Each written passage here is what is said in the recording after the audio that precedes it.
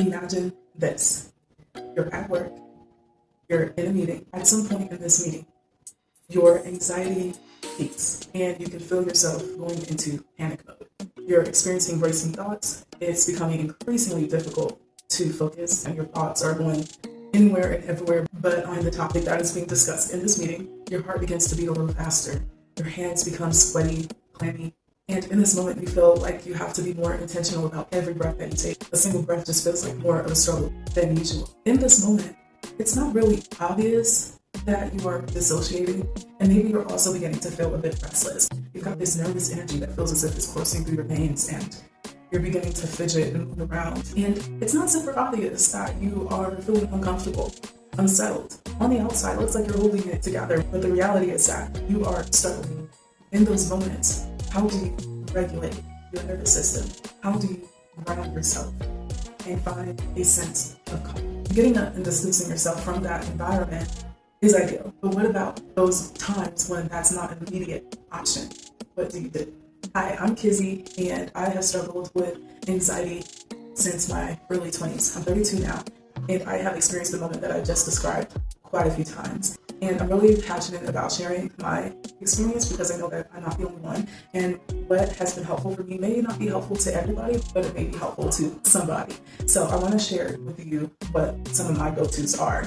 I can think back to the last time I was in a meeting and I was panicking on the inside. And something that was helpful for me, it wasn't a cure, that didn't make it go away. What helped me manage and get through that chaotic moment until I was able to excuse myself and go for a walk in bed and really continue to ground myself. So I was wearing a sweater or a cardigan and it had pockets, and inside I keep a fidget, something to keep my hands occupied. I'm fully aware that I'm feeling uncomfortable, that my anxiety has reached its peak, and I'm really nervous that it's going to become visible because I don't want everyone to stop the meeting to look at me and ask me, am I okay?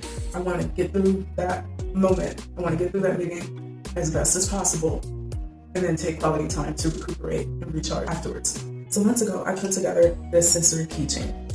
Everything on it came from Five Below. I love that store. I usually keep this in my purse. And so before a meeting, what I do is I just take one of them off and stick it in my pocket. I'm at the table and my hands are in my pockets, and I can use that fidget without anyone knowing. And the benefits for me is that it's a distraction and it gives me something to do with that nervous energy that I'm feeling. It helps me be a little less restless because I'll tend to fidget and move around in my seat.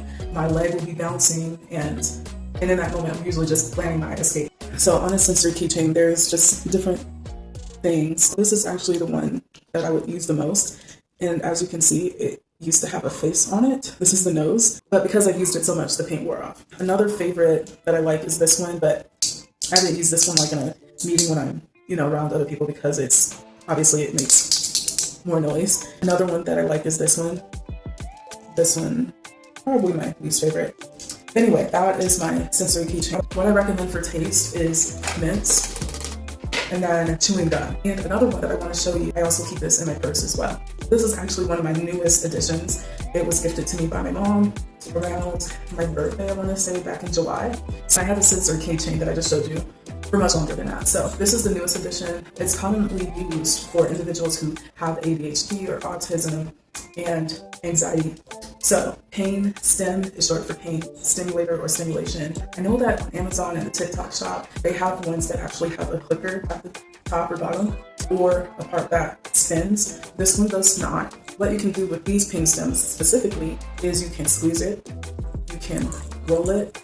So one of the first things I'm doing in the moment, if I'm just, still in an environment and sitting in my seat, I will focus on breath work. I'll take a couple deep breaths, I'll hold it and release. So I'll inhale for 4, hold for 4, and then I release for 4. That helps slow your heart rate, clear your mind, it helps your body relax. One of the biggest distractions for me and triggers at the same time when I am experiencing high anxiety is the physical symptoms. So I'm trying to get those under control ASAP.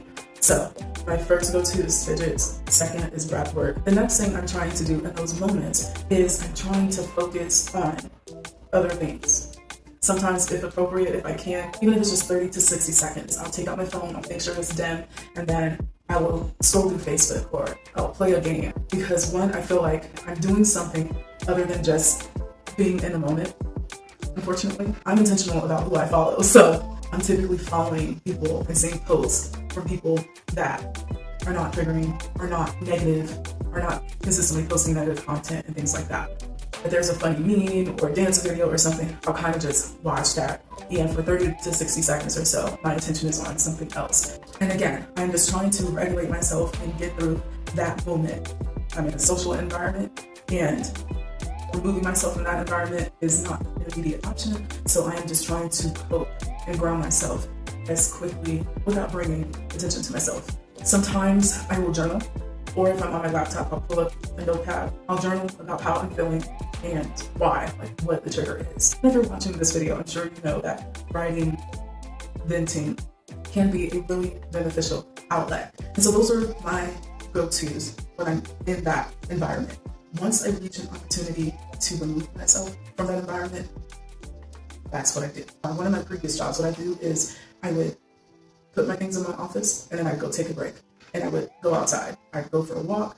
I would call my mom or call my husband and vent. Other times I'd go and sit in my car and I'd take a deep breath. I'd scroll through Instagram, Facebook, or TikTok, or watch a YouTube video. I would also pull up some scriptures, positive affirmations, pray, and center my focus on that.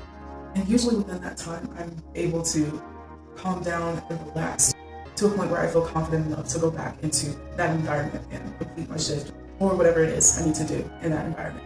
And then when I get home, that is like my safe space to unwind. I'm not heavy on productivity at that point.